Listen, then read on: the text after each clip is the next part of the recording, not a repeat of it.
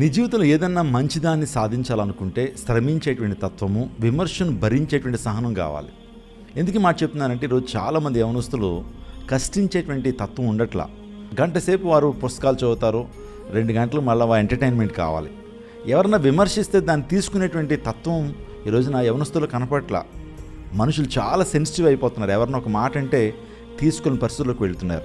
ఒక మాట నేను చెప్పనివ్వండి, ఎవరన్నా పెద్దలు ఏదన్నా అనినప్పుడు, తిట్టినప్పుడు దాన్ని తీసుకునేటువంటి సహనం కావాలి. మనం కష్టించేటువంటి తత్వం నీలో ఉన్నప్పుడు ఖచ్చితంగా విజయాన్ని సాధిస్తావు. అమెరికాలో 2 బ్రదర్స్ ప్రపంచంలో అత్యుత్తమైనటువంటి ఒక మెషిన్ని తయారు చేశారు. అదే ఫ్లైట్. ఆ విమానాన్ని తయారు చేస్తున్నప్పుడు అందరూ వచ్చి అన్నారట, మీ వల్ల ఎలా అవుతుందిరా, మీరు కనిపెట్టే ఈ మెషిన్ కనీసం 5 అడుగులు కూడా పైకి ఎగరదు అని ఎటకారించారట, విమర్శించారట. కానీ ఆ విమర్శను వారు స్పోర్టివ్గా తీసుకున్నారు, ప్రపంచానికి విమానాన్ని అందించగలిగారు. ఈ రోజున ఆకాశంలో పక్షులైనా తక్కువగా ఉన్నాయి, కానీ విమానాలు అంత ఎక్కువగా తిరుగుతూ ఉన్నాయి. విమర్శను భరించేటువంటి సహనాన్ని కలిగి ఉండండి, విజయం మీదే.